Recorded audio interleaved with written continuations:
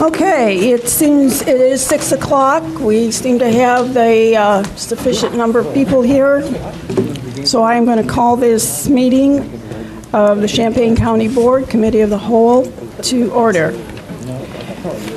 If the clerk would call the roll, please. Ammons. Present. Anderson. Here. Beckett. Here. Benzel. Betts. Here. Carter. Cowart. Dennitz. Here. Gladney. Present. James. Here. Jay. Here. Jones. Knott. Here. Kurtz. Here. Langenheim. McGinty. Michaels. Mosier. Nudo. Here. O'Connor. Here. Richards. Here. Rosales. Sapp. Here. Schrader. Here. Schmucker. Weibel. Here. Wysocki. Here. We do indeed have a quorum. Mr. Weibel? Well, no doubt that Ron Benzel sent me notice he's out of town on business. So noted. Okay, I need a motion to approve the county board resolution to meet as a committee of the whole. So moved. Second. Motion by Mr. Beckett with a second from Mr. Betts. All those in favor say aye. Aye. Opposed, same sign. Motion carries. We have 4 sets of minutes to approve. The chair would entertain an omnibus motion. Mr. Betts? I'll make the motion. Thank you. Seconded by Mr. Kurtz. Madam Chair, Yes. I just want a clarification. If we were not on the committee at the time, and these were not done as a whole, it's perfectly okay to have a non-member do it? Yes. Okay, that's all. That was all I wanted to ask. Anything else? All those in favor of the minutes as presented signify by saying aye. Aye. Opposed, same sign. Motion carries. We need a motion to approve the agenda for this evening. Moved by Mr. Kurtz, seconded by Ms. Ammons. Any discussion? Hearing none, all those in favor say aye. Aye. Opposed? Motion carries. Next is public participation. For the benefit of the folks sitting here, if you do want to speak to the committee, you need to fill out one of these little white forms that I assume are over by the door in order to be recognized. So let's start with Mr. Harold Charlo.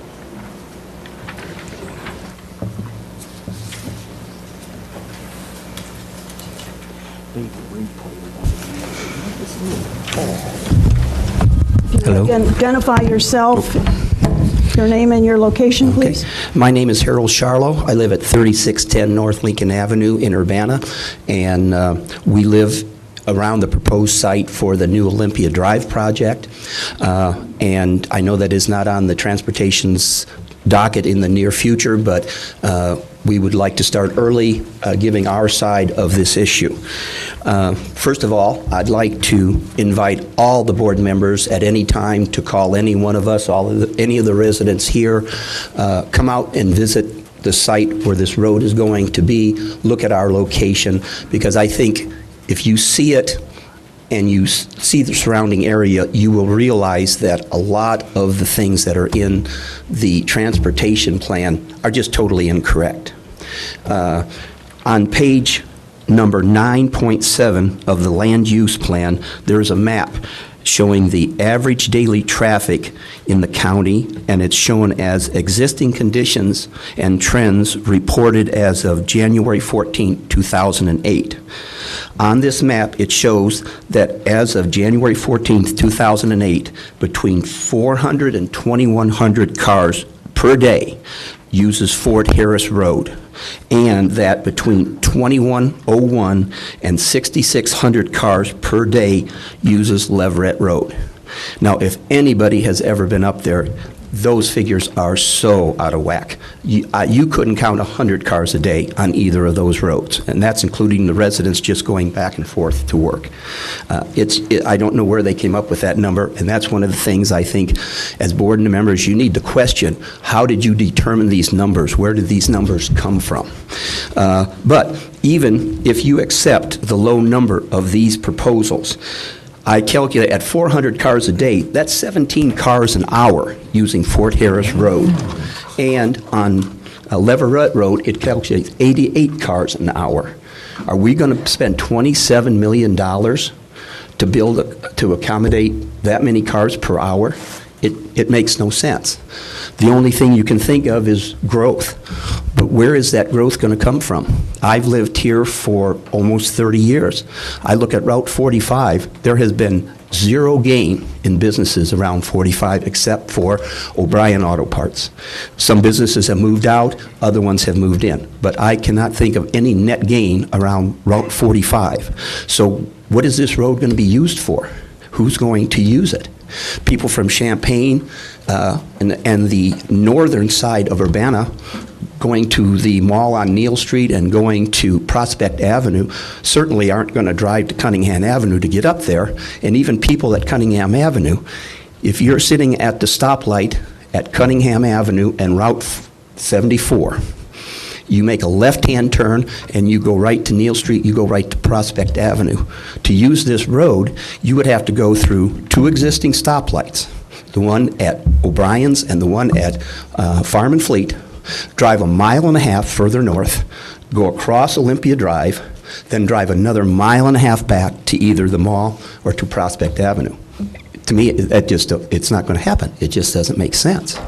And I know of no projects going on either side of Route 45 that would make this plan feasible at all.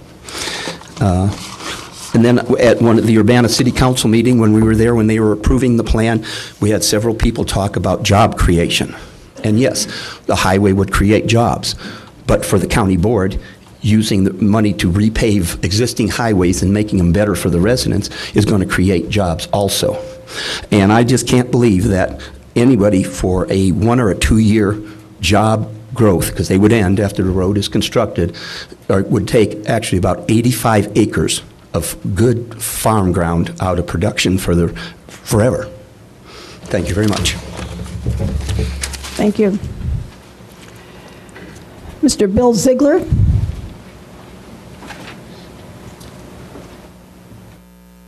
Good evening. I'm Bill Ziegler. I live on Willow Road, north of Urbana. I want to speak also to the Olympian Road project, more of the history of the area where that road is slated to go across. My wife, Virginia, and I live on our Centennial Farm located in Section 28 of Summer Township. Our farm has been in the Ziegler family for 145 years. My brother Gene and his wife Mary also live on our farm.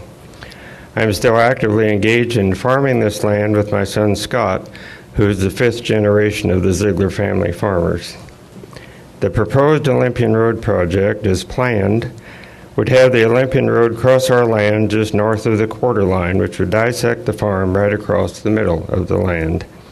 To the west, in Section 29, the Olympian Road would dissect the Squire Farm, which is also a Centennial farm. This area north of Urbana is rich in historical value dating back to the time the University of Illinois was started as a land-grant university in 1867. There have been many Indian artifacts recovered on both the Ziegler and the Squire farms. And there is virgin timber on our land, and a wooded area on the east side of Section 28 would be partially destroyed if the Olympian Road is built as proposed. There are 3 existing roads in the immediate vicinity of the proposed Olympian Road. To the south, within 1.5 miles, is I-74. To the north, 1/2 mile, is the Fort Harris Road, and 1.5 miles north is the Leverett Road. It seems like a waste of taxpayer money to build another very expensive road, an estimated $27 million, when there are already 3 roads close by. I would ask that the county board give this proposed project serious scrutiny to determine that it will be a needless waste of funds to proceed with this road. Thank you. Thank you. Mr. Erlinson.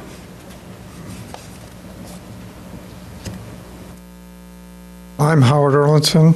I live at 4132 North Lincoln Avenue, which is also in Summer Township. My wife's family has lived on the farm there for over 100 years.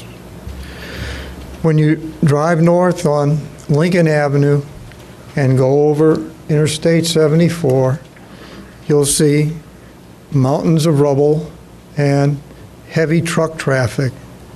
Then you'll come to a sign that says Old Lincoln Avenue. You'll make a right turn, go around a couple of sharp curves, and then you'll come to a T intersection, and you'll turn left and go north. Then you might see a deer, corn, goats, or a beautiful sunset. The question I'd like you to ask yourself is, which one of these views would you like to have your children and your grandchildren see? Thank you very much. Thank you. And Mr. William Cope.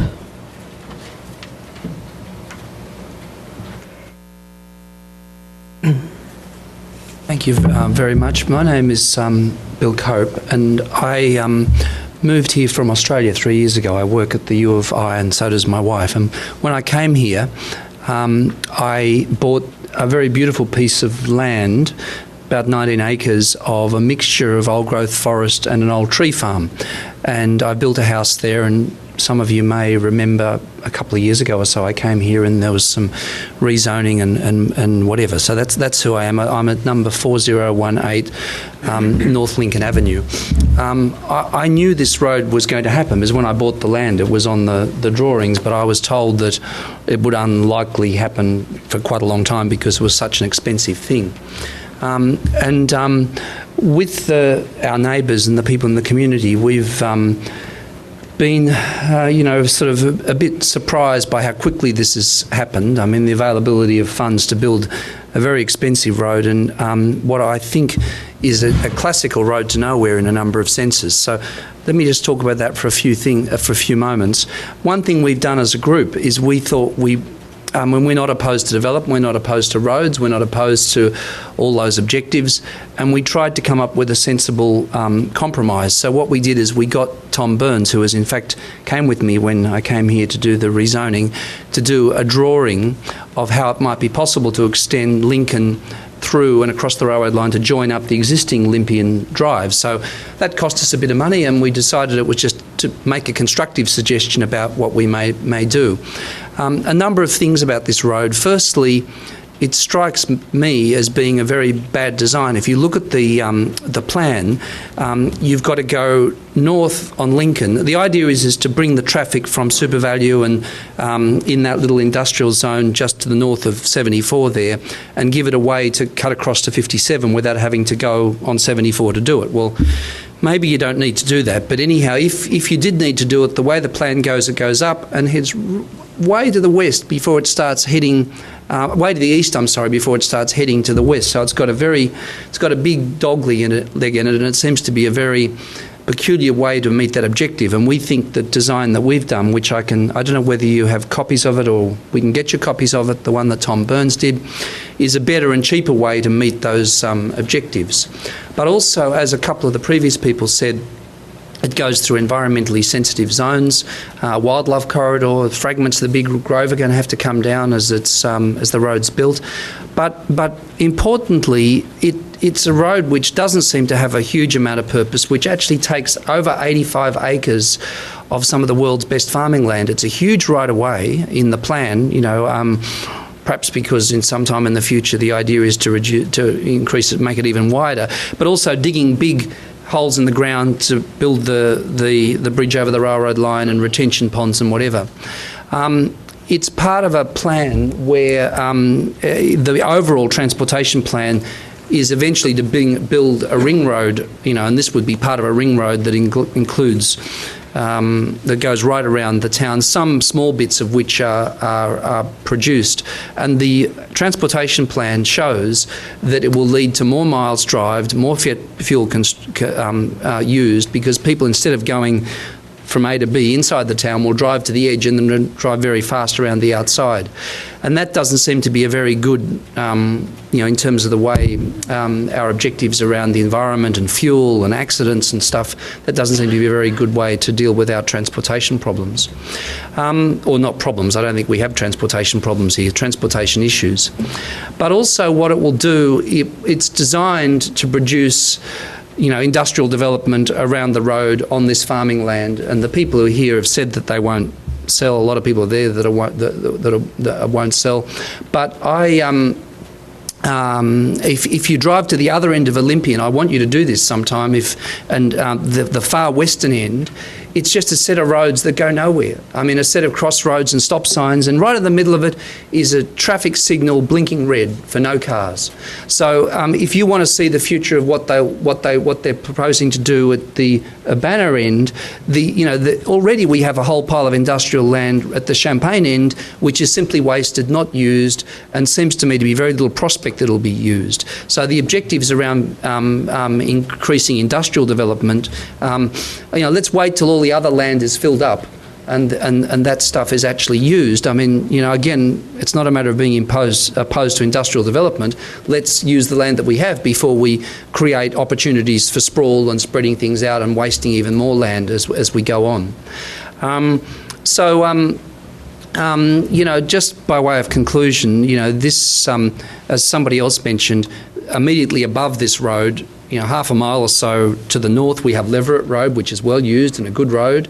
To the south, we've got I-74. Why every few hundred yards or half a mile we have to have another major road is beyond me. And this, in a way, is a classic road to nowhere. If you look where it goes from to, it starts at the Walmart and it ends up at the adult store on Route 45. So the 3 people a day who need to go from Walmart to the adult store will be the users of it, when they're already these quite substantial and not overused roads immediately to the south and immediately to the north. So it just strikes me that spending $27.5 million on this is just not bad in terms of planning, in terms of the environment, in terms of whatever, but also an extraordinary, classic, scandalous waste of money, actually. And I think that go and look at the other end of Olympian Drive to see perhaps what a waste of money that was when it crosses the other side of 57. So anyhow, thank you very much for your time. Thank you. That's all the requests I have for the public. So I will declare public participation is closed. I do want to say to those of you who are here in support of this issue that there is nothing on the agenda this evening to discuss Olympia Drive or North Urbana or anything else. You're welcome to stay, but I just don't want you sitting there anticipating a full-blown discussion on this topic this evening. Thank you. Okay. Communications from the board.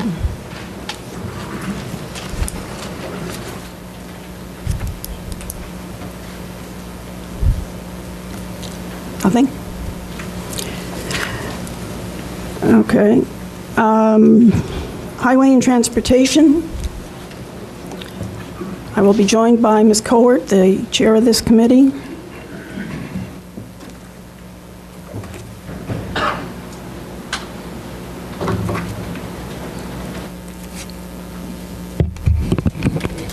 Okay, the Highway and Transportation Committee. We have the monthly report for the county and town motor fuel tax claim for November 2009 and December 2009. I move we accept and place on file. Second. Any discussion? Al? Kurtz? Second. Oh, it was already seconded by John J. Okay, no discussion. All in favor, say aye. Aye. Anyone opposed? Next item is county engineer report. We have Mr. Cooper. Good evening. Jeff couldn't make it, and so I'm here to take his place for one day here. This is requesting a resolution to award a contract to Newell's Construction for the replacement of a bridge on the county line with Vermillion, that's located just south of Homer. There's a map that I put on everyone's desk to show you the location. There's a copy of the bid in the booklet, and it shows that we're about 10% under the engineer's estimate.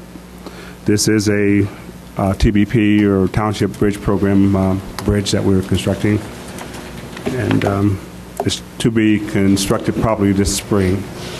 So, Move approval. Second. Open for discussion. Wise. Mr. Cooper, is this bridge in Champaign County totally? it will be under the township jurisdiction when it's completed. So the question is Vermillion County going to pay for it? They're participating in it on their share based on standard. How much are they paying? Between 5 and 10%. Okay, thank you.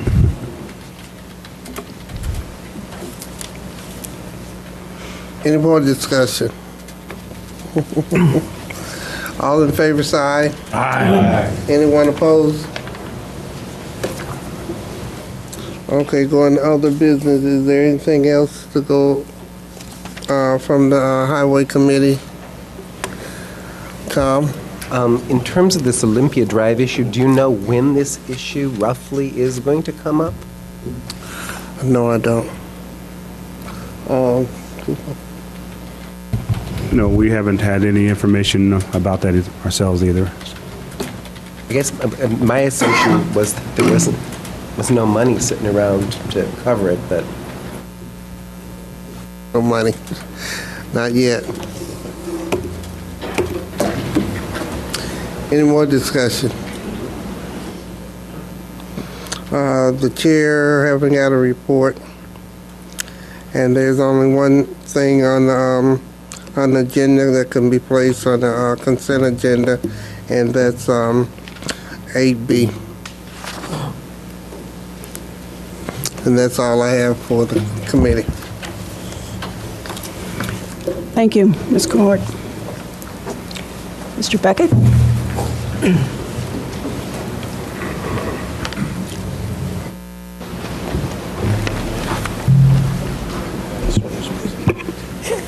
Facilities Committee, I entertain a motion to approve the recommendation for chiller replacement at the Downtown Correctional Center. so moved. Moved by Betts, second by Emmons. Mr. Reinhardt, do you want to explain what's happened with the Downtown Correctional Center and the need for chiller replacement? Toward the end of the last cooling season, late July, we experienced failures with the tube bundles in our large chiller and a heat exchanger in our small backup chiller. We were able to replace one part of the heat exchanger on the backup chiller to finish cooling through the final part of the cooling season. We disassembled a large chiller, determined that over 60% of the tubes in the chiller itself were beyond repair. So at that point, it is well over 20 years old, and it is served its useful life. Has it exceeded its projected life from its original placement? Could I defer that to Mr. Gleason? Sure. You've definitely gotten your money's worth out of the chillers. Both the chillers, which were not installed at the same time, I might add, have exceeded their statistical life by some considerable amount. At this point, it's kind of odd we're sitting here worrying about cooling when it's like this, right. but we got to get ahead of the curve on this. So. Well, two questions occurred to me. One is, besides replacing the chiller, what alternative do we have? You don't. Okay. And the second question I have is a matter of timing. in terms of specifications, bid process, obtaining materials, and getting the work done before the cooling season comes into play? This is probably the most critical part of the project. The lead time on chillers of this type, replacement chillers, is 12 weeks, and we've verified that by phone call just a week ago. In order to get the machine purchased on-site and installed by something around mid-May, we really need to do things a little bit different than we normally would. And what we've proposed is that the county would bid the chiller, in other words, purchase the chiller, at the same time as we prepare construction documents to install the chiller. The concept here is that the county would get the ball rolling. We'd take the purchase order for the chiller, hand it to the contractor, tell him, here, this is going to be your chiller when it gets here. You're going to be responsible for the warranty. Here's what you're going to pay for it. Put that in the bid. Do we save contractors' markup by buying the chiller ourselves as opposed to going through the contractor to buy it? You would if you continued to own the chiller, which I do not recommend. I did this once in my life, and I vowed never to do it again when it conked out at 2 o'clock in the morning and they called me. You want the contractor to be responsible for the warranty. They're the ones that are going to install it, so you really don't want to have them installing your equipment and being responsible. Then you're still responsible for it. So we'd recommend a mechanism by which the responsibility is retained in the hands of the contractor. Do you have any other comments? No, I don't. Questions? Ms. Ammons? Do contractors normally want their customer to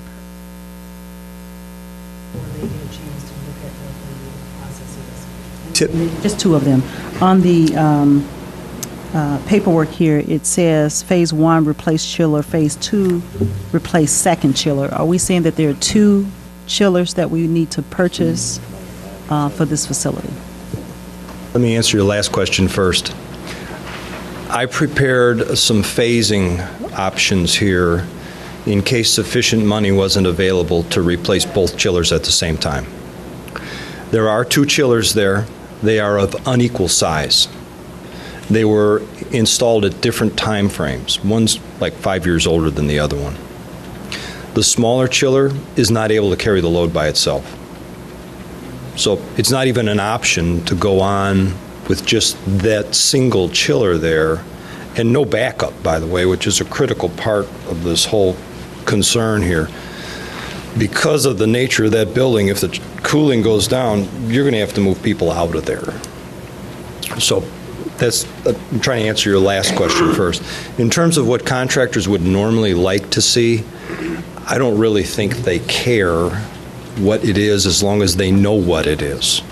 So typically, and we've done this before on fast-track projects like this, that purchase order that's negotiated with a chiller manufacturer based on specifications for performance and all this will be bound into the contract documents, the bid documents for the contractor. So now they're looking at it and saying, okay, I see I'm going to get a XYZ chiller. It's going to cost this much. They're going to deliver it at this location. It has these features and functions and so on. And that works very successfully. It's a good question, though. Mr. James. And they will put a slight markup on it, by the way, to handle the paperwork and so on. Looking at your paperwork here, and I just briefly went through it again, but you're talking about water-cooled versus air-cooled. And the savings really isn't that great with water-cooled. When they spec this job, are they going to specify which they would prefer, or is there any inkling on that? And then also in follow-up, as an option, sometimes when I used to spec jobs, I would throw in, you're talking about the second chiller. My thought is that when they're up there working, and if they have an option to replace the other one on the table at that time, because as we all know, if they have to come back later, the cost of labor and resetting up is going to be added in at Absolutely. that time, so your cost savings out the window. So I always sort of build in an option to put that out there just to see what the number may be. We would like to have firm direction from this group as to how many, whether we're going to do phase 1 and 2, or phase 1, 2, and 3. I believe you're looking at the combined phase 1, 2, 3 option, and I'll defer to these folks to tell me that.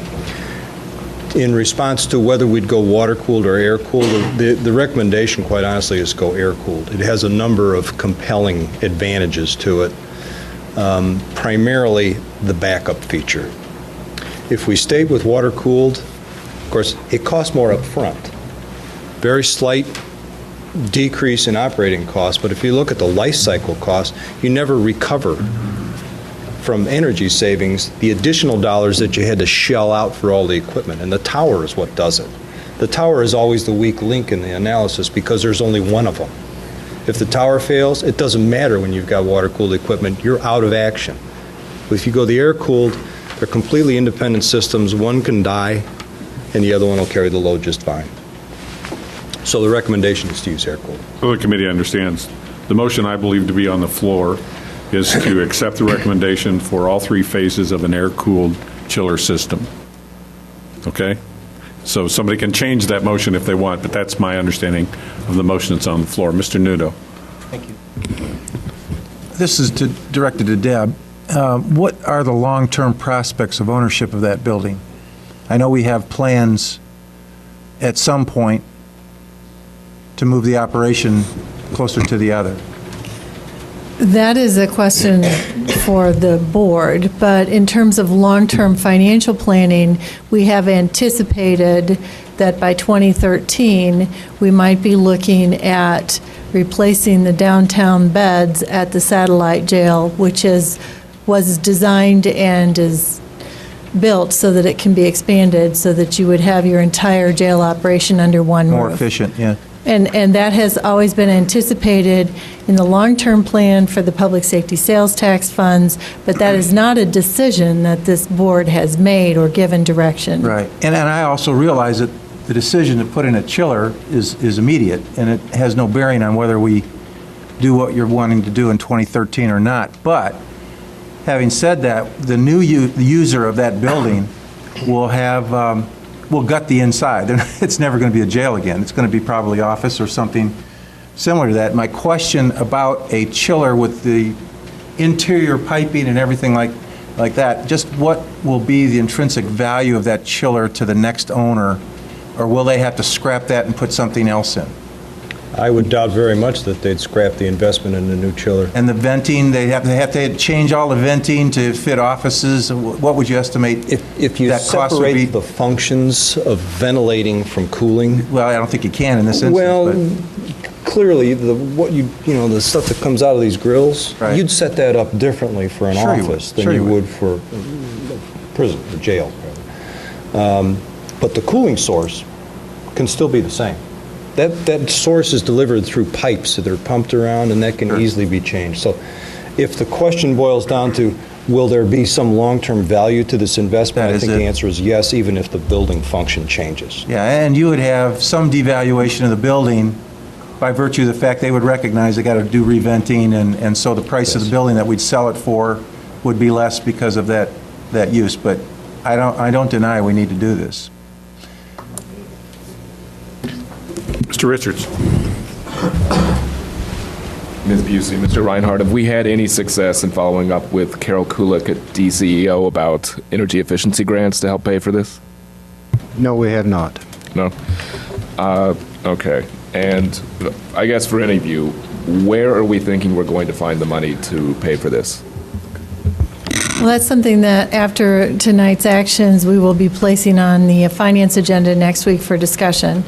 There are, a couple of options. One is to look at the public safety sales tax fund, which could, you would have to look at the plan long-term for those funds and see whether or not this is an expenditure you would want to appropriate from there. To look at the general corporate fund and or to consider issuing debt for this expense. And after tonight's action, we will have some form of ideas or, options for you to look at next week. Thank you. Mr. Batts. Okay. Chair Weibel. Let's say in 2013, we decided not to remodel the building into nice offices like Mr. Noodle has recommended, or has thought about, but instead it decided to demo the building. Would that unit be salvaged to be used somewhere else? Likely, or what do you think? Could you pull the chillers out of the building and use them someplace else? Yeah. Yes, you could. Okay. Yeah, I have a follow-up question. Can we solve the present emergency by adopting Phase 1 and putting Phase 2 and Phase 3 on the side, waiting to see if our financial condition changes? Yes, you could. The downside of that is you're still married to a cooling tower, which itself is well past its projected life. But yes, you could. In fact, that's why I put Phase 1 together, was to illustrate that, yes, it is possible to do it this way. Okay. Mr. Gladney. So you're saying that the contractor would own the chiller, correct? Correct. What if the contractor were to go out of business? What would happen to the? We're going to talk about that later this evening. Well, you'd pay him for it, but he would handle the paperwork. So you would end up owning the chiller by paying him. Once we pay the contractor, it's ours. Correct. But we have the warranty in place because he installed it. Correct. All right. Chair Weibel. Going back to what Mr. Beckett talked about, if we just do Phase 1, you talked about the tower. The tower would only be used for the backup system, though, correct? Correct. So that's only if the new system fails. Correct. Okay, thank you. Mr. Knott. I just, to think a little longer term, though, even if in 2013 or 14 we put a referendum on the ballot, you're still talking 2 to 3 years to get it done. You know, you're almost still talking 10 years here. Yeah, I don't think we have to put a referendum on the ballot. Well, We have or whatever would be. We have public safety bonding authority where we can come up with the money for that major construction project if the county board thought that was the right thing to do. Right. So there's no referendum required. But we'd still be 5, 6, 7 years out. So I mean, it's not like in a year we're going to abandon the. Any other questions? Thank you, Mr. Gleason. My last question is, understanding the, as expressed in the document, the sense of urgency. Right. I'm not clear on where we would get the money. So why I would approve such an expenditure before I knew where the money was coming from. Well, because that's the way our committees work. We have decisions that are made in facilities. We have decisions that are made in finance. Unfortunately, facilities meets before finance, okay? And just because you approve the project tonight to go forward, put it on the county board, that's the one beauty, I think, of this committee, the whole structure. You literally could approve this, and you could say, okay, I'll consider that finance thing and approve it out of finance, and you still have that final vote when the two things come together at the county board meeting. And so, in essence, what you're saying is, I'm keeping the project alive, I see the need for it, but that doesn't mean that because I vote for it tonight, I'm, quote, married to that vote. Mr. Smucker. I'd like to call a question. Okay. Any other discussion? Anybody opposed to calling the question? Seeing no objection? All right. Does everybody understand the motion on the floor is all phases? Right? All those in favor say aye. Aye. Opposed? Aye. Okay, the motion carries. Let's see. Approval of amendment. I guess I need you to hang around, Mr. Gleason, if you didn't go anywhere. Approval amendment to the current GHR contract for Phase 2 construction services for chiller replacement. I'll entertain a motion to approve. Moved by Richards. Second by Weibel. We contracted with GHR to do an energy efficiency analysis of HVAC at a couple of our buildings, including the downtown jail. You've seen what the recommendation is about the downtown jail, what we need. Now, we need engineers to carry that project forward, Mr. J. And the question is, do we amend I'm just picking on you. The question is, do we amend the existing agreement that we have with GHR to include this project, which is probably a $50,000 item, isn't it? Am I far off? It's in the neighborhood. Okay. Or do we do a RFP and have one of our searches for engineering services?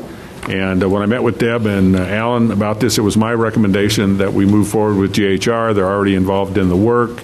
It's an emergency situation. We may lawfully do so. At your desk, you should have does everybody have this? You should have an email where I had a discussion by email with Dave DeThorne to indicate that this is it's not required that we do an RFP. The concern that I have about the RFP is that literally it'll take us a month to select, and then we have to negotiate with an engineer about the services that they would have to do, and we just don't have the time. If we're going to meet the cooling season, we don't have the time. So that's the issue. Discussion. Mr. J. Nope. Okay. Hearing none? Yes, Ms. Ammons. Yes, unfortunately, I have not had an opportunity to read this, and Mr. DeThorne is not here to explain. Okay. Well, I can explain it. Sure. The reason why I raised the issue was to make sure that our attorney said that we may lawfully amend this contract to have GHR provide the engineering services we need on this project. This is long, but it says yes, we may lawfully do so. And so you asked for this opinion because we would be in violation of our purchasing requirements based on amount? Nope. Okay, tell me. I asked for this opinion because I thought if I didn't, I'd get to this meeting and somebody would say, may we lawfully do this? And I wanted to anticipate that question and make sure that I had the advice in place that said, yes, we can. So again, I'm not the lawyer, I'm the client. So I asked our lawyer.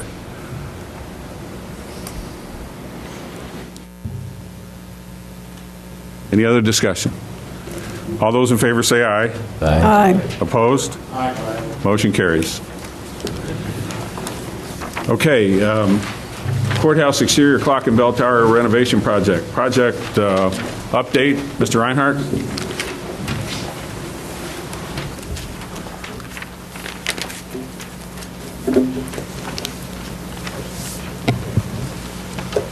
Project update on page 55. Ms. Busey has submitted the current project balance sheet to date. And I think, committee members, haven't we received that and placed it on file? Is that right? Yes. So I'll entertain a motion to receive and place it on file. So moved. By Betts, second by Cowart. Any discussion about the project update? All those in favor say aye. Aye. Opposed? Motion carries. Okay. Item number 2, report on South Side replacement. You should have received a report. The sheet right here.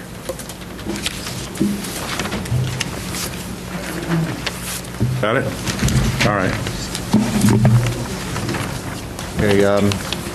At the end of this season, they were finishing up installing the last pieces of stone designed to be replaced on the south side of the courthouse, which was never intended to be as ornate as the north front and the west side.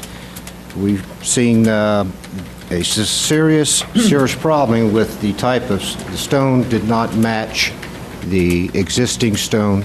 The new replacement stone did not match the existing stone on the south side of the building.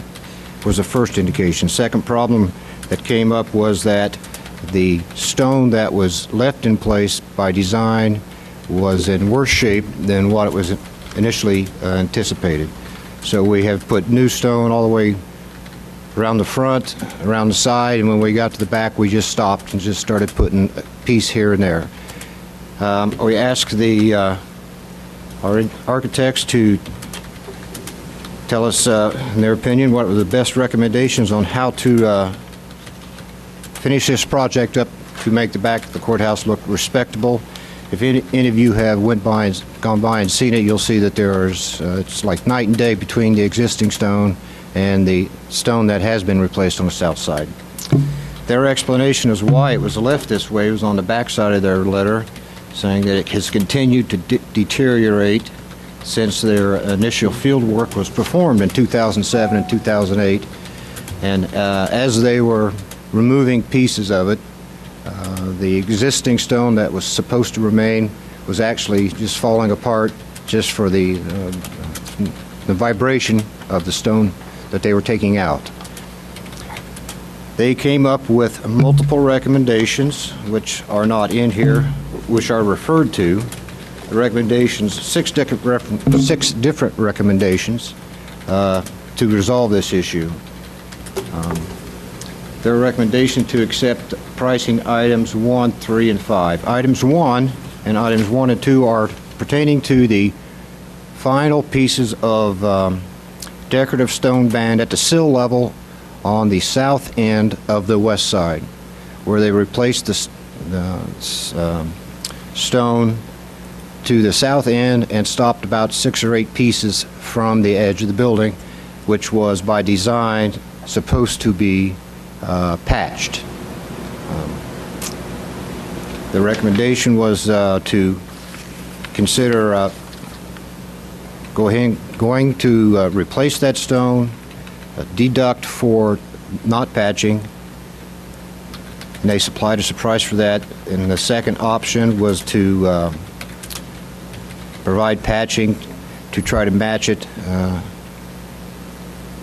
as was designed. With the options 1 and 2, the difference was roughly $4,000 between those two options. The third item they looked at was the thin decorative stone bound on the south side, which is the stone above the ashlar, about 4 foot up into the start of the brick course, where they replaced 4 or 5 pieces on the south side and left the remaining. So their recommendation was to go ahead and remove that stone also and have it replaced with new. And the last items 5 and 6 on their recommendation was to finish removing the large stone band at the second floor windowsill level on the south side and provide new, as opposed to patching. I know that sounds like an awful lot without a diagram to show you, but it's very obvious. If anyone would go to the south side of the building, you can take a look at it. I guess I would describe it, first of all, at the lower level, there's a stone band that's about this wide that goes all the way around the building. And if you look at it from the front and down the west side, somewhere towards the south corner of the west side, you start seeing the deterioration. If you look across on the south side, it's just no question about it. It's just crumbled, just falling apart as bad as those of you who were on the committee when we very first went to the courthouse and would go up to that sandstone and it would crumble off in our hands. And then at the next story level up, there's a band that's about 8 inches, I guess I would say, wide. And that's the one Alan's talking about. That's at that upper level. And it's the same situation. As you come around the front and down the west side, it's fine. When you get to that south corner and all the way across the south side, you can see it just looks terrible. It just looks terrible. It's crumbling. The stones don't match. It's awful. Mr. James. So the cost that's going to be added is the 40-some thousand? I think the total cost is $75,000. Okay.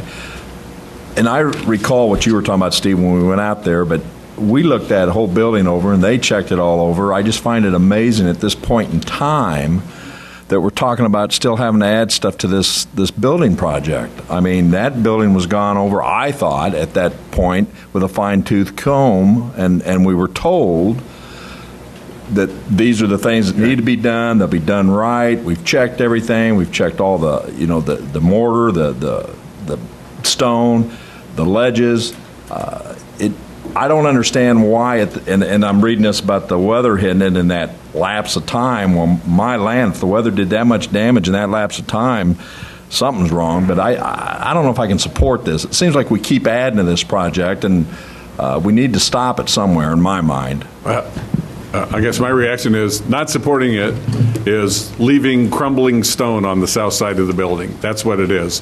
To prove the point that the architects didn't do the job that you would have expected them to do by telling us up front it's going to cost you $75,000 more. The other thing I guess I would observe is we completely changed the south side of that building. There was this awning structure and was over the door, and you just didn't pay any attention to this banding on the south side the way that building looked before. That's all gone. The sheriff came in and remember had us change the way the exits were, and we completely changed it. It is obvious now. If you look at that south side, it is obvious. It is obvious and ugly. Yes, Mr. Chair Wyman. I will support these changes, but I guess my concern is what happens next spring. Are they going to find more? I think this is the end of the project. Hopefully there are no other sides of the building. This is it. Okay. Mr. Nudo. What is left in contingency? Oh, we've got funds for this. We have funds for this. There is money in the construction fund. Mr. Smucker. I think this is for Mr. Reinhardt. What happens if we don't do this? If we do not replace it, the first thing we would have to do is attempt to patch it. If we do not attempt to patch it, then it's going to continue to deteriorate and continue to fall off the face of the building, allowing more water and more moisture in, causing more damage. Yes, Mr. James. Are we going to have added A&E fees to this because they're going to have to redesign and redo the work on that? I don't anticipate any at this time. Okay. I mean, if they would, how do I say this politely, admit that it was an oversight on their part, maybe I could be swayed to support this because I know the work needs to be done, and if we put it off, it's only going to get worse. But I can't go along with always just shelling out someone else's money. Betts. I'm going to support the issue. We have spent millions of dollars on the new courthouse and the old courthouse. We built a tower. I have had nothing but compliments from the community in terms of how it looks, in terms of the tower, in terms of much of the inside. I don't like spending this money either, but I can't see just patching and having it fall apart after we've spent millions and millions of dollars. It's like buying a Lincoln Continental and junking the thing because you've got a flat tire. It makes no sense. Other discussion. Mr. Smucker? Oh, I'm sorry, Mr. O'Connor. I was just going to be a little possessive with my comment. I don't want scabs next to our clock and bell tower. Okay. Mr. J. I won't belabor this, but I got to say this, Mr. Chairman, that we have spent millions of dollars for professional fees, and I'm not sure we're getting our money's worth. And this is a prime example of that. Mr. Smucker. Yeah, I guess I would, my concern too with this is that, I've been on the facilities committee for a year, and I think we've had this situation come up now 3 or 4 times where it looks like we're done, we're sure that this is the last project, and then 2 months later, they find something else needs to be replaced, and so it's just a pattern. I'm just pointing out that there's this pattern that is going on where we continue to, have these new projects come back to us, and every time this is the last one, and then 3 months later there's something else that needs to be tucked or something. So, that's the concern that I have with this. Mr. J. Now that you've allowed me my concern, I don't think we have any choice but to go ahead and approve this and get this finished once and for all. Any other discussion? All those in favor signify by saying aye. Aye. Opposed? Motion carries. Election building update. Approval of agreement with IGW GHR for architectural engineering services for election. What did I do? Yeah, we did. Oh, I'm sorry. I will make the motion. I'm entertaining a motion to accept the report and recommendation to expend $75,994.36 as recommended by IGW in its letter dated December 29, 2009. Whitenborg and Oding, I'm sorry. December 29, 2009. Mr. Betts moves. Is there a second? Second. I'm sorry, I didn't hear that. Oh, Mr. Rosales. Thank you. All those in favor say aye. Aye. Opposed? Motion carries. Okay, approval of agreement with IGW GHR for architectural engineering services for election building project not to exceed $15,000. Entertain a motion to approve. Moved by O'Connor, second by Kurtz. Discussion. Does everybody understand this one? Ms. Ammons. And I'm glad to be able to sit in this meeting with facilities, unlike normal scheduling. I had an opportunity to go over this one as well. And my question is, even though the project is saying not to exceed $15,000, that is for the engineer's fees, correct? True. That is not architects and engineers. That's the architect and engineer's fees. That is not the actual cost of the project. That's correct. And this project, as with the others, where would the money come from to include once they draw up the plans? Ms. Busey. Actually, facilities did approve this recommendation in November. It's just that we're bringing the actual contract to you now. So we were directed to proceed with getting a contract in a not to exceed of $15,000 for these services. The money that we had tentatively identified for this project would be in the Capital Asset Facilities Fund. The committee in November, when it approved this, did not say that they wanted to spend the money on the building, but they wanted to have the work done so that we could get the architectural engineering services to determine how to best use this building and what would be required to complete bringing it up to a standard where we can occupy it. Anything else, Ms. Sims? Approved this. The 15. That's correct. This concept of architecture engineering services not to exceed $15,000 we approved. This is the contract that brings that forward. But I thought your question was the larger one. How are we going to pay for the project? Okay. Mr. Sapp. For the benefit of those that have not been in our meetings for the past couple of years that we've been discussing this, and we lost the building several years ago due to a storm. We received an insurance payment that we used the payment to try and divide that building up that we're speaking about currently between the sheriff and the county clerk. We've spent close to, I think, $100,000 on over that 100, I so think, by far. now. Yeah. We only have $4,000 or so left from the insurance payment. Now, and even spending that money, which back a year and a half or a year ago, we thought we had a design that was going to work. We've spent $100,000, close to $100,000. Now we're coming back and paying A&E services to design the building even further. It's one of those things. I think it's a money pit. We keep dumping money into it. I won't support it. It's just frustrating that we've already spent this money and still are nowhere close, I don't think, to a building that's suitable for the county clerk to use. I will say that within the Facilities Committee, there has been a divide. There are those of us who believe that we never talked about the expenditure of funds for HVAC on this project. That's a major portion of the problem, is that because the county clerk will be storing equipment that has atmospheric sensitivity, we have to have a better HVAC system than is in there.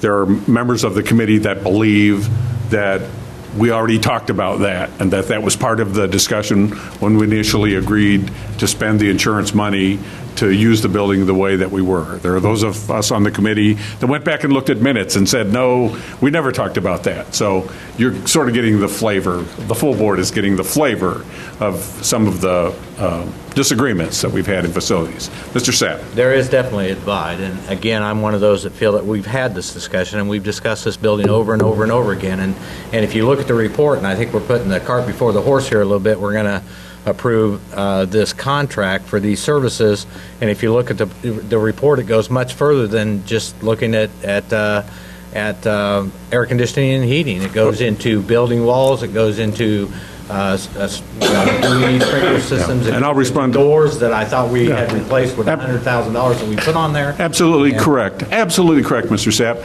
And we couldn't get the county clerk to the building to meet with Mr. Reinhardt to give us the programming, to tell us what he wanted inside that building. He had his duties. He had an election to run. I understand that he couldn't get there. He didn't get out there until April following the summer that we were there. He's now been there. We've done our programming with the architect. We all know now what it is. It's too bad we had this disagreement in the past. Let's deal with the issue that's in front of us. Mr. Nudo. Yeah, in reviewing some of the specs that they want to have for this building, it sounds like the building is going to be occupied on a 100% full-time basis because of temperature requirements for people and retiling bathroom floors, et cetera. I'm just wondering if this is strictly for storage and the person or persons that have to go in there and work with it as according to this write-up a month and a half prior to the election. I just wonder if we're building a gilded lily here that may be less. I guess the specs here indicate to me that this is going to be a fully occupied building that, like 70 degrees in the winter and 75 degrees in the summer. We don't even do that here.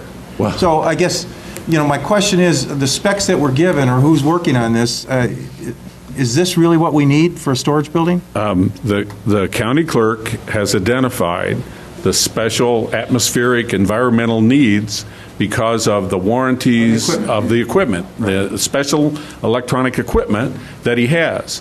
The situation where it is stored in another pod here and he has to move it into rooms and test it, that sort of thing, I can understand. It's just not acceptable to him. He needs a larger space. He needs a building like this building. We even had a tour on November 7th, and some of you folks actually came so that you could physically see this building and you'd understand it ain't going to work in the condition that it is. No, I don't deny that, Steve. What I'm asking is, are the specs that we're talking about for storage of equipment that have atmospheric conditions, are the specs that we're looking at here germane to storage or to do a full-time? They're germane to storage because of the nature of the equipment that's being stored. That's what we've been told. I have no reason to doubt it. A new tile floor finish will be provided in the toilet room. I mean, that's the questions I'm asking about that. Well, I guess you'd have to look at the tile floor in the old tile floor in the toilet room, and you'd understand why the county clerk wants and thinks there ought to be a new tile floor in there. And I don't blame you. I stand that I didn't go in there, so I probably should look at it. You're right. Any other discussion? That being said, okay. The only issue before us right now is to approve the contract for architect engineering services. Then we'll move to the second one. Ms. Ammons. Yes, sir. I'd like to ask for a roll call on that vote. Anybody else? Sure. Call the roll. Ammons. No. Anderson. Yes. Beckett. Yes. Benzel. Betts. Yes. Coert. Yes. Dennitz. Yes. Gladney. Yes. James. Yes. Jay. No. Jones. Yes. Knott. Yes. Kurtz. Yes. Michael. Nudo. Yes. O'Connor. Yes. Richards. Yes. Rosales. Yes. Sapp. No. Schrader. Yes. Schmucker. Let's see. Oh. He's not here. Okay. Wysocki. Yes. Weibel. Motion carries. You have the report from IGW of the nature of the work that they expect to have done in terms of specifications. So that work will be a bid, and we'll be bringing that back. Is that right? Or are you doing some of it? How are you handling that? They will first investigate the rules and regulations, code violations that they have to address, and then we will, when we're able to continue installing the insulation and the sheeting on the inside of the exterior walls, and then we'll wait for them to finish design before we can go any further. Okay. So this is an issue we'll come back to you with. Downtown parking station replacement update. That's what I talked about. Somebody talked about somebody going out of business. I call it, we have one-armed bandit at the courthouse, and you go in there just like the one in downtown Champaign, and you put a quarter in, it gives you an hour, and you put 50 cents in, another 50 cents in, it'll give you another hour. We were supposed to get about, when the courthouse was opened up, we were supposed to get revenue of about $40,000 a year. Then, of course, we had, Mr. Sapp and I were on the subcommittee, the great parking disaster of 2005 or whatever it was. And so we had to solve a problem of providing parking for the courthouse employees, and we did that by basically carving about half the spaces out of the parking in that lot. And so the exterior rim of the lot are either reserved for people in the building, or there's a lottery every year, and downtown employees, if they win the lottery, they get a part right next to the building where they work. And then the rest of them, park over by Save-A-Lot. Everybody understands that. Well, guess what? The station broke, and it's been down many times, and we've always repaired it, but it's been broke since sometime in early December, I think, and it can't be repaired. The company went out of business. There are no parts. There's a sign up that says out of order. Guess what happens when that occurs? Anybody guess? Everybody parks for free. Everybody in the courthouse parks in that lot. Even though we're providing spaces up on Save-A-Lot, nobody's collecting any revenue. It doesn't cost anything. Right. So it's cold. It's cold, right? You're going to park right next to the building. So that means when the other users of the courthouse, the public and the attorneys and folks that come there to do work, come into play, there's no place for them to park, and they'll have to go out and try to find a place on the street. So it's not a happy scene for us, and we're losing revenue. I think we probably $20,000. I think we've been averaging about $20,000 a year off that lot after the Beckett-Sapp. He doesn't like to have it called that. The Beckett-Sapp parking plan went into play,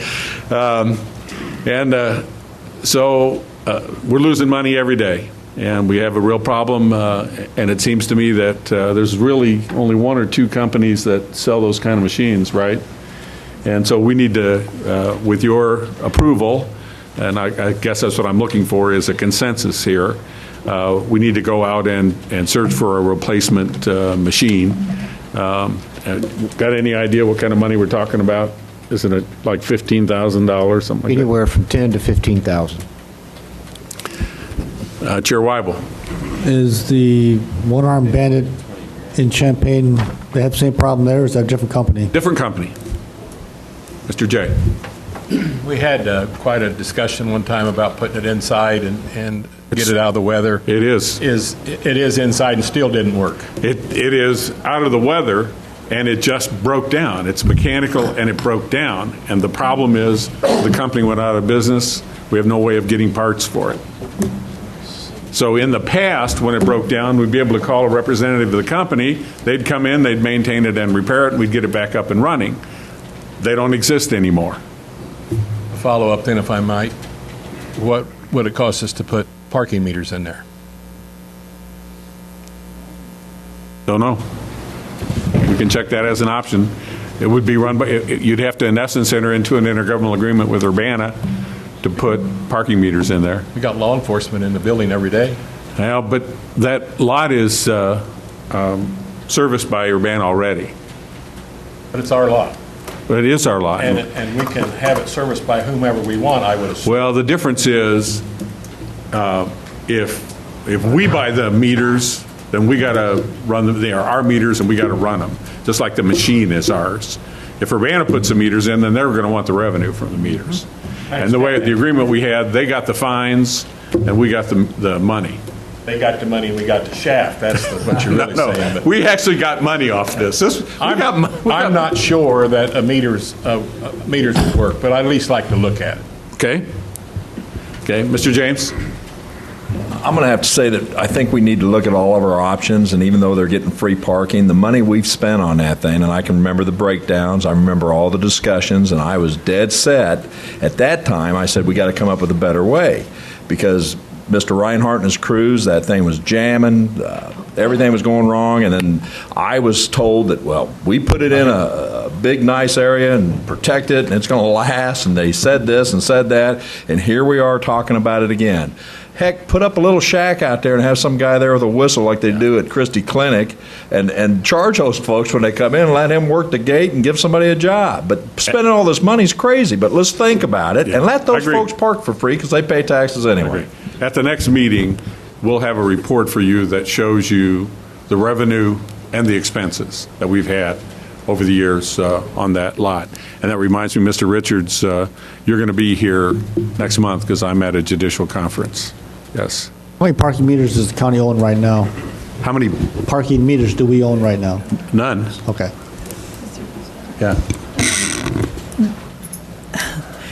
Every month we don't do this, we're losing revenue. Right. And our intent was that we would bring to you a budget amendment at the finance meeting next month so that we could proceed with this replacement, next week. So I just want to make sure we are all aware we're delaying this by, All right, so we're probably losing $2,000. Yeah, each month you lose about $2,000. Yeah, and we don't do it.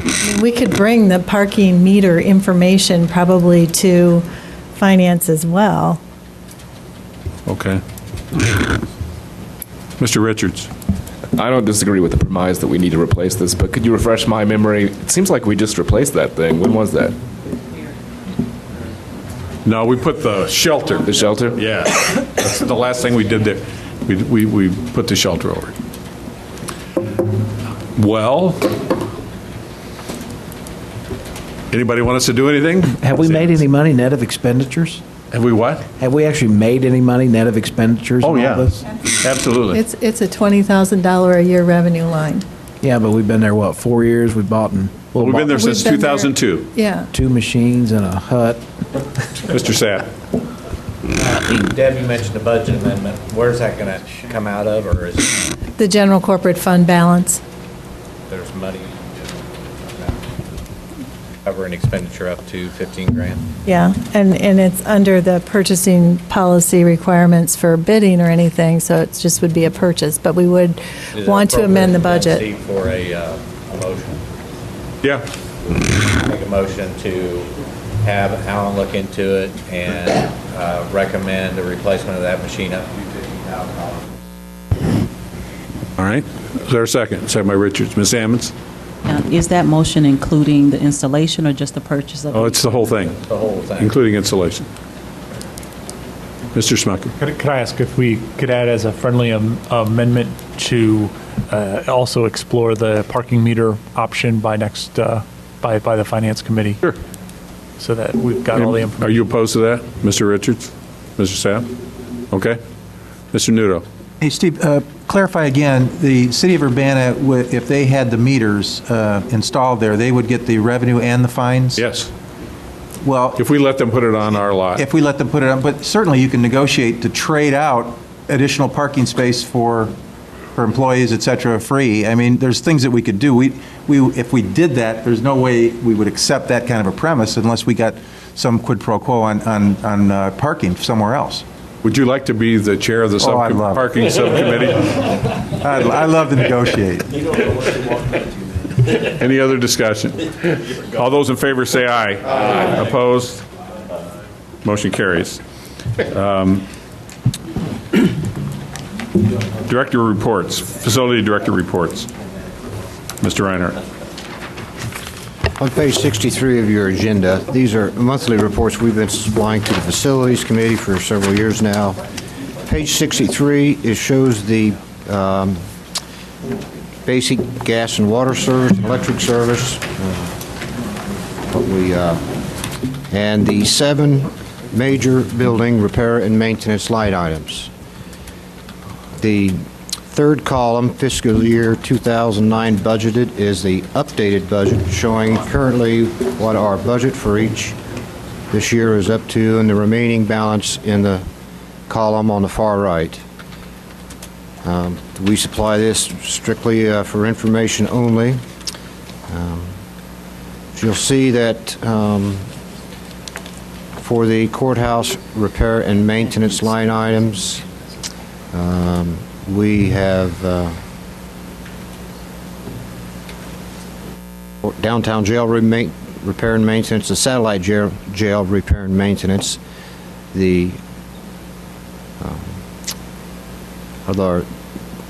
difference between the jail, which are 24-hour buildings, and the standard 8 to 10-hour day buildings, there's quite a bit of difference in the maintenance of it, where it works out from roughly 25 cents a square foot for a office building complex, and close to 50 to 60 cents per square foot for a 24-hour facility. So this is how we just try to keep a general idea on how our repair and maintenance line items are going throughout the year. And each month it's updated. We will have one more report at the end next month for the end of 2009 as we finalize our records. Any questions for Mr. Reinhardt? Mr. Richards. Are bills still coming in for fiscal year 2009? Yes, they are. But I will say it looks like we are under budget on all these line items. Congratulations. Yeah, hope we stay that way. Yes. Right, because he sets the rates. Yes, that's our wild guess at what utility rates would be. That shows how good we are. Could you indicate what kinds of things are under all other services? All other services. Well, it's got gas, electric, water, sewer, and then all other services is like $287,000. I just wondered what we're Waste disposal would be another one. Other commodities that we have to deal with, like mops, mop handles, brooms, vacuum cleaners, all kinds of miscellaneous items, all the way across the board from grounds repair to custodians and maintenance. Thank you. Ms. Ammons. Is there a second? Second. Second by Chair Weibel. Discussion. All those in favor say aye. Aye. Opposed? Motion carries. Capital projects? Okay. At the end of each year, we are requested by the auditor's office to supply them with an update for the capital improvement projects that we perform throughout the year. They use this information to update their records to make sure that the value of each building stays current. So this is once again information we just supplied to you to see that these are projects that we have completed through the fiscal year 2009. Any questions? Entertain a motion to receive and place on file. So moved. Moved by James, second by Ammons. Discussion. All those in favor say aye. Aye. Opposed? Motion carries. I have no other report. Is there any other business for facilities? I guess I should say, rumblings from lawyers unhappy about things at the courthouse, and hopefully I'll have a report on things that we've been able to do to make lawyers happy at little cost. We'll see. As far as I could tell, there was not an item that passed unanimously. Items 1 and 2 those are not full board items. Those would have just been committee items, right? Or the amendment, that would go to full board, right? Right, so A2 goes to full board, A1 would not.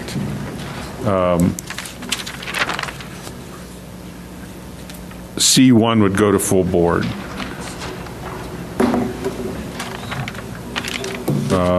And there's nothing under, that's basically it, right?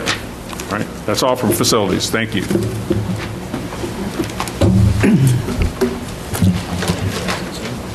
Okay, next we have the Environment Land Use Committee.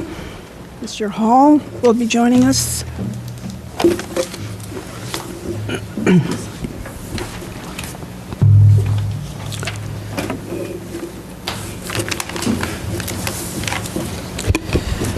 First up, we have 2 recreation and entertainment licenses for renewal.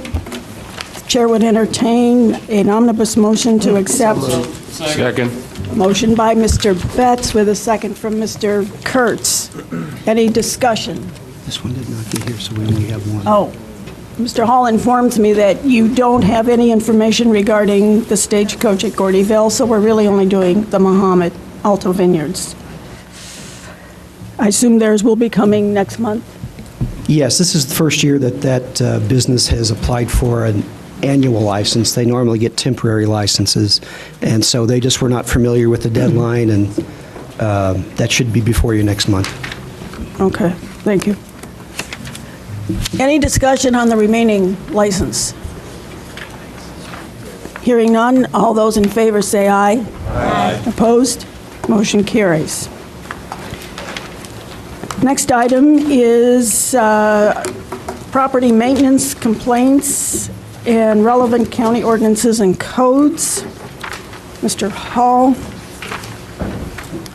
At your table tonight is a new memo with new information.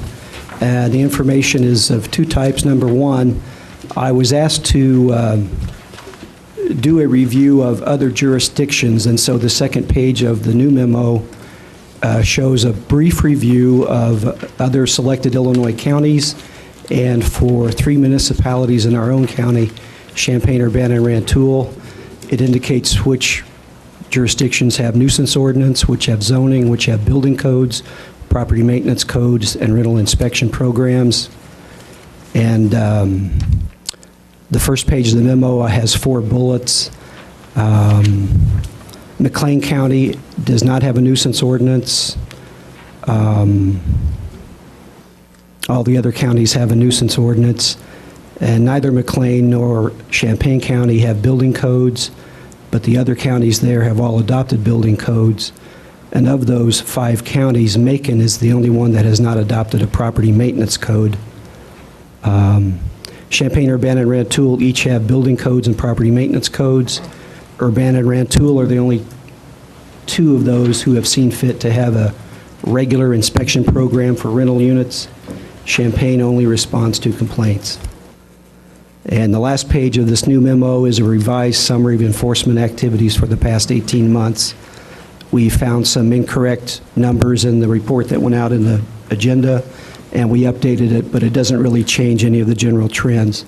But I did want you to have the correct numbers.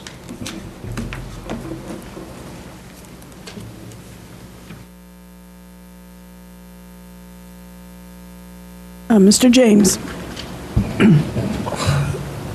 I've fielded several calls, which I know I've talked with Barb and Mr. Hall on some of the issues, but there seems to be, in general, out in the county areas where there are apartment buildings and or homes that may be rented, a lot of the tenants seem to think that there's nobody they can turn to when life safety issues and other building codes are not where they need to be.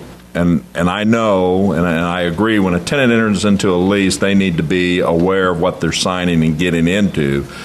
But in my mind, it doesn't relieve a landlord to meet the bare necessities, such as carbon monoxide testers, what have you. And I would think that since the property is within our jurisdiction in the rural areas, that the zoning department should have some sort of enforcement tool to bring these properties up to the standards they need to be, without being as rigid as some of these others that have been brought forth, such as Urbana and maybe even Rantools. But I think there needs to be an outlet for people, and even if it's a complaint-based outlet, that enforcement can be done, and then maybe even some sort of ordinance passed that would allow the zoning department to recoup their time and effort by having a fee in place that they could assess the landlord for making a visit to their property to make sure they're in compliance.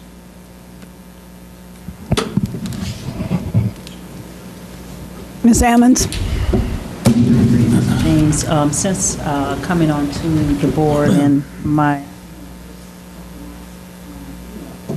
received 2 calls, and they weren't in the rural areas. They were just really on the outskirts of the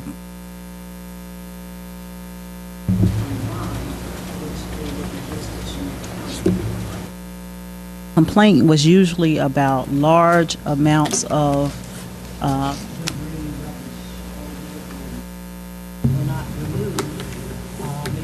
tenant, and the landlord may live in another city, and so the neighbors were complaining. But each time they said that there was no enforcement or very slow enforcement. And so I think that without some direction and some guidelines, an ordinance that would, i.e., tie some fiscal responsibility to the land, in that case, these things just kind of look at the numbers and how many complaints. Only 4 of them may have made it to the state's attorney's level at this point, but others could be solved with some type of fee attached to those. And I think that the committee should consider looking at some structures for this, so that there is a fine and fee where our either field these calls and complaints or go out physically and see the complaint that is being called in. And so I would be in support of an ordinance being passed on this issue. Mr. Schrader? Mr. Hall, is it feasible to have, thank you for your chart you presented to us tonight on our desk, outlining the programs throughout the county and other jurisdictions. Is it feasible to have a property maintenance code without a building code? And if so, or if not, can you tie in the state building code in some way that will suffice it to make the property maintenance code work? I don't believe it's feasible to try to have a property maintenance code without a building code. And as far as tying in a property maintenance code to the state building code, I don't think that would be good, because we need to have enforcement based on a building code, I believe, in order to really have an enforceable property maintenance code. So if I understood your question, I don't think either one of those approaches would be very good. Could I add one thing, John? Absolutely. In light of the article that was in the Rantoul Press about this apartment complex, I mean, I didn't realize, when we were there in April, I didn't realize people would be using their ovens to heat their apartment with in the winter. That's a dangerous building if you've got to do that. I've asked the state's attorney if we could, I mean, at your direction, could we beef up our nuisance ordinance to include some specific examples of what are dangerous buildings? And they believe we could. Now, if we do that and we get more complaints, I don't want you to think that we're going to get every complaint answered exactly as it comes in. We're still trying to get our backlog of old complaints cleared up. But on dangerous buildings, I mean, I would hope we could do a pretty good job. But anyhow, one way to address dangerous buildings is just beef up our nuisance ordinance and then see how that works. That would be one alternative. Well, I know we're discussing mostly the multifamily type dwellings, what we're probably really concerned with right now, but we know throughout the county there's also single family dwellings, there's mobile homes also that are rental units also. And I wonder if that could be under the same impact as the multifamily units. If you want us to take on that challenge, it could be, but I got to tell you, I have no idea how many complaints we would be receiving at that point. And it just may be almost a challenge too far. Mr. Nudo, did you have a question? Mr. Weibel? Hall, perhaps you could talk to some of the people in the other counties who have a nuisance or have a beefier nuisance ordinance to find out what kind and how many calls they get, like you just talked about. Well, our nuisance ordinance is already the beefiest I've seen. Oh, okay, never mind. And it needs to be better. Well, what about if they have a building code, so the same thing, except in those kinds they apply to building code? Is that possible? You can find out the number of calls they get about that? Let's say this other county has the same problem, but they have a building codes in the county where people can complain about, house falling down or something like that. So you're wondering if we could find out literally how many complaints they get? Right. Just sure, we could do that. Get a sample. Yeah, pick a county that looks like it'd be a good comparison and do that. That shouldn't take a long time. Mr. James? Well, some of the complaints I got were also near Marketplace Mall in that area, and when I look at some of the neighborhoods and some of the homes have been rented out, they've become rental property.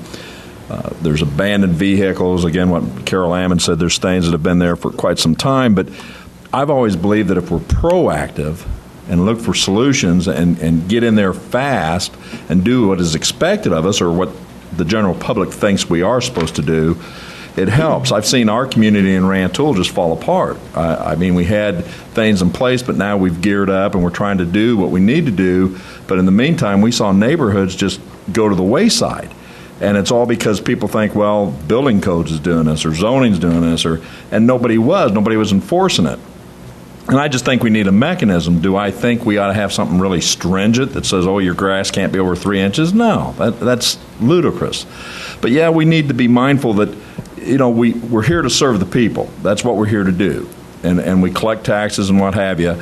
But I was always under the impression, and here I said on this county board, that the zoning department, like I live out in the rural area, that if I called my neighbor's roof was falling down and shingles were all over the place, that zoning would step in and say, hey, you've got X amount of days to get this cleaned up. It's a hazard, but they don't. And if we don't get a handle on it, the way this county's growing, and I know I have fellow Republicans here that they live in the rural areas, and I know living in the rural areas is a plus because, we can burn trash, we can do crazy things that you can't do in town, but we got to be mindful that some of these buildings that are sitting there, and some of the ones we're talking about, that if they become abandoned, they become a place for crime and other problems that lead to more tax money because of the sheriff and other things that go in with that. So I'm just saying we need to, and also the responsibility to the people we serve that, yeah, we're doing the best we can and we're providing the basic needs that you're supposed to have and that are required to have by law.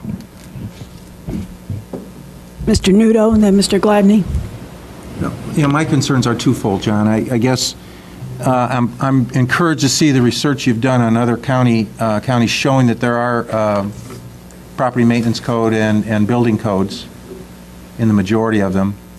But I'm also concerned about the ability to get after those issues that are truly life safety, because somebody is going to die in the properties that we saw in April. Somebody is going to die. I just know that particular landlord had a property in Champaign that acquired 670 violations when they did get a zoning. One property had 670 violations. Surely we can find something that would, preserve life, but when I look at some numbers here on the complaints that we received, we have 2 people on staff, and I don't know exactly what their full duties are, but if I look at from 6/1 to 12/1, 2 people, assuming 5 days a week, only 4 weeks in a month instead of 4.3, that's 120 days times 2 is 240. These complaints, 240, you have 240 work days to address 175 complaints. That's 0.73, 3/4 of 1 complaint a day. Or from a solution basis, you've said we've solved, or at least are on the process of solving, it's 0.55. So about half of a complaint a day is being solved. You know, you can write up anything you want, but if we're not going to get after what Stan's saying, somebody is going to die. And so I don't know what the standards are in these other counties as to how many complaints they address a day, but we surely ought to get that information too, and see how many are resolved in a 5-month period. Mr. Betts? You know, we have this issue before us, but it seems to me, in part, one of the things we might be able to do without all of the complexity, at least initially, is adopt a basic habitability statement that a piece of property from October 15th to April 15th of each and every year must have heat that registers at 62 degrees 5 inches from the floor. It must have running water, must have a roof, 4 things at a minimum as a county statement. And the enforcement issue really becomes if that's not being complied with, since we have a state Repair and Deduct Act and the right of constructive eviction, that the tenant can repair. Now, granted, most of the tenants don't have a lot of money, but they can do that if we adopt a habitability statement. They can vacate the premises if it doesn't meet that standard. Now, there'll be a lawsuit by the landlord. That's what I spend my life doing, but you can win those lawsuits where they haven't met that habitability code. You don't have to have a huge building code to do it. You have to have a minimum statement of what you expect. Until such time as we do adopt a building code, or the state does it for us. But it seems to me heating is basic. Heat should be available from April 15th to October, reverse that, that's a minimum. That there should be screens on windows. It should not leak. There should be ingress and egress for fire safety purposes. Those things do not take a massive building code to do. That can be done in a relatively simple statement of habitability on the part of the county. Mr. Jay? I've been in great debate with one of my colleagues here in the back row about some properties that's been neglected. I hope you all realize that however you want to approach this, whether it's with building codes or with what Tom just described, which makes some sense to me, it's going to take money. And I'm not sure that this county's in a position right now to take that on. Now, we can argue whether it's the right thing to do and whether we ought to maybe shut down one of the jails or do something to generate the money. I don't have a clue, but it's not going to be cheap. The other thing, one of these people that's propagated this in the county has also done it in Champaign, and here's Champaign with all the codes in the world. And it's still going on in Champaign. So let's, as Tom had indicated, I don't think codes in itself is strictly the answer. So I think we need to be very careful before we jump off the cliff. I don't want anybody freezing to death. I don't want anybody dying in a house, but I can guarantee it's going to happen whether we have codes or whether we don't have codes. Mr. Betts? So in terms of the habitability statement that I'm thinking about, when we passed in the legislature a statewide Repair and Deduct Act a few years ago, it has not been easy to apply in Champaign County because we don't have any statement of habitability. Whereas you do have that in Champaign and Urbana. In fact, for 3 decades we've had Repair and Deduct in the city of Urbana, and the state caught up to Urbana and Evanston and Bloomington, and the city of Chicago. I've actually tried cases on constructive eviction where there has not been a building code. So it actually can be done. You can do it testimonially from your tenant saying there is not heat in December and it's 20 below zero. That's a habitability issue. The problem we have in a lot of tenancies in the community is people are very poor living there. They don't have another spot to live. So getting them out of the lease doesn't always solve the problem because we don't have a lot of affordable housing in the community in general. But I think at a minimum, even if we just address the heat issue and said it's the policy of Champaign County that heat shall be available from this period to that period, that's a start. And that we don't have to fine landlords or anything else. We can make that as a statement, and then they can sue the landlord. Land of Lincoln or my office or private attorneys could potentially sue the landlord. I do think we do need to take some form of action at some point. I recognize Ms. Ammons, but I want to ask my question because I have a tendency to forget them. Is there anything in state statute that gives counties emergency powers in situations of dire necessity? I mean, we're talking 4 to 6 inches of snow this weekend on top of sub-zero temperatures. I don't believe that an oven is enough to warm those individuals in the housing unit we're all referring to here. I'm not aware of the county having any powers other than we can send a notice and take somebody to court. But that's one thing that I've asked the state's attorney to help me with. Mr. Gladney, I'm sorry, I overlooked you. Go ahead. It's okay, Mr. Nudo said what I was going to say. Okay. Mr. Kurtz. Mr. Hall. Oh, I'm sorry. I was going to recognize Ms. Ammons. Go ahead. Sorry. I think you were alluding to my question. That's just pointed out as he expressed the habitability statement. I'm wondering if it would have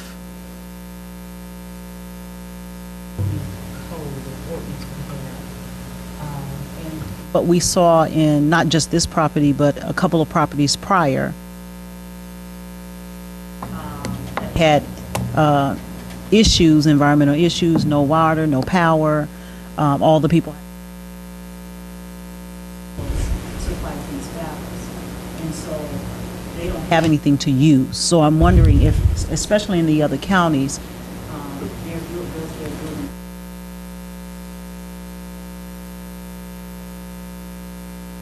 structural in the other building codes. And I'd like to know that when you bring this back. Mr. Kurtz. Mr. Hall, I have a question.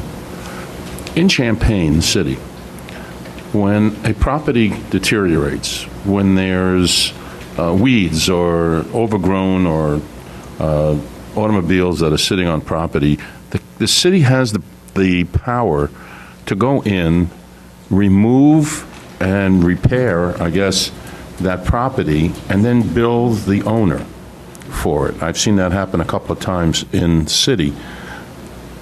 Could we have that kind of power? Like, let's say in an emergency situation, there are people here who have no heat. We go in, repair the heat, and bill the owner.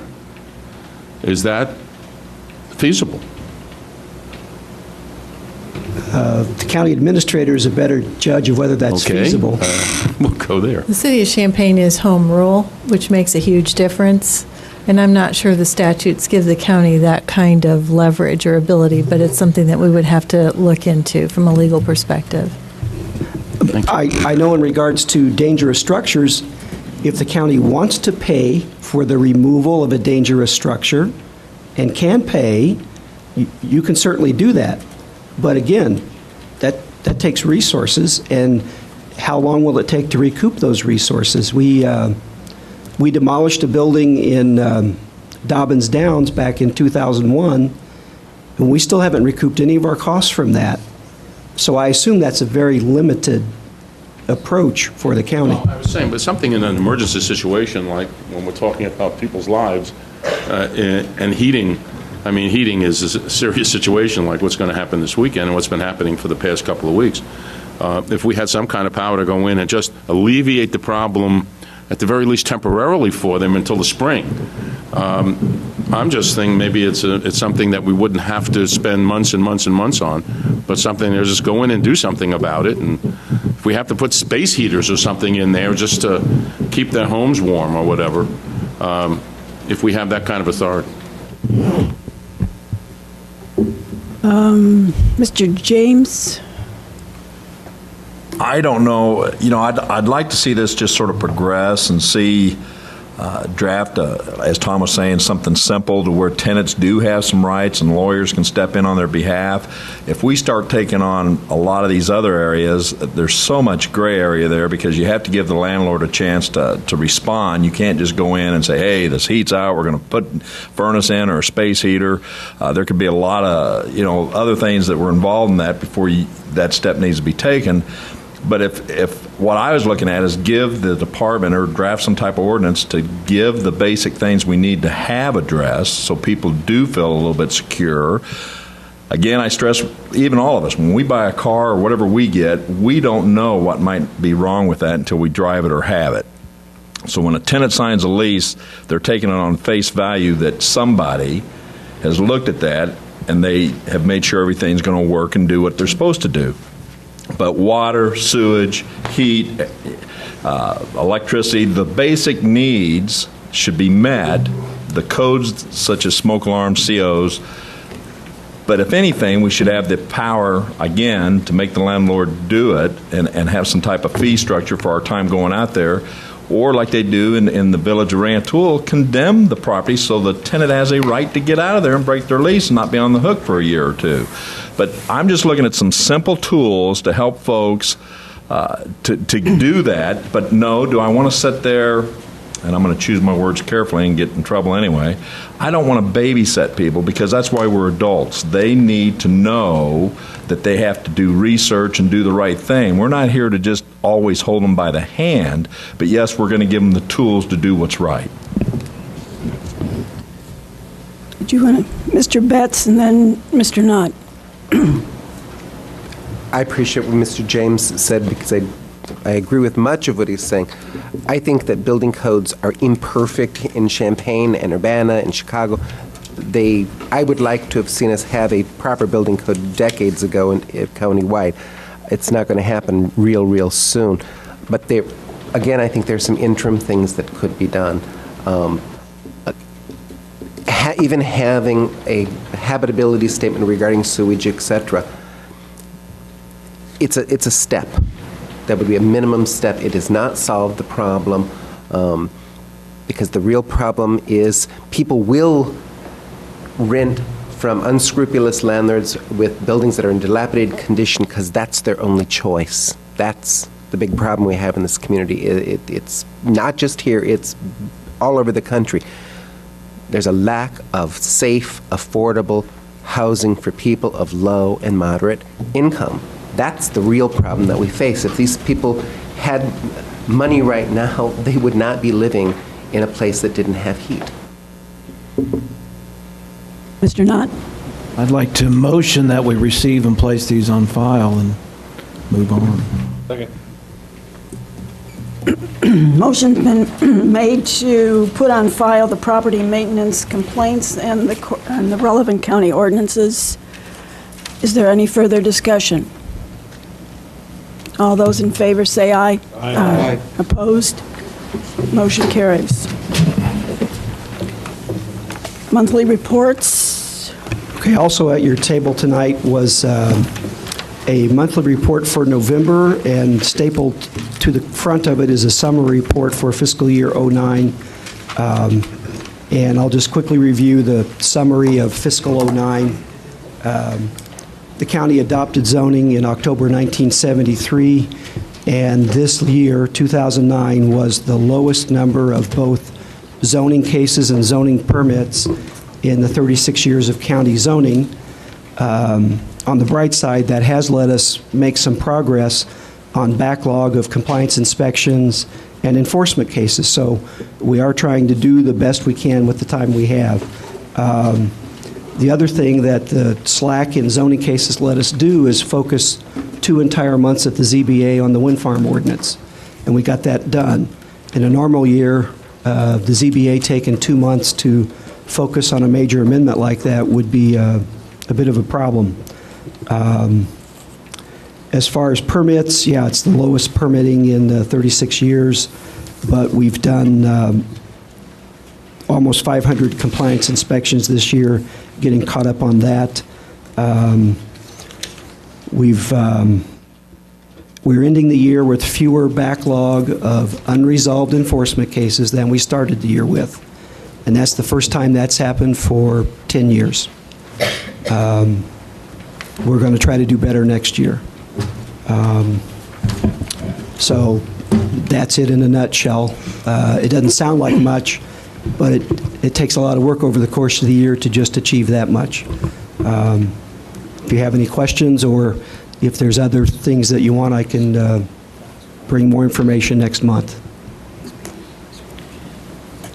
Mr. Nudo? Just to reiterate, my request is if you can get similar reports from other counties to see exactly where they stand on these kinds of responses and complaint fulfillments.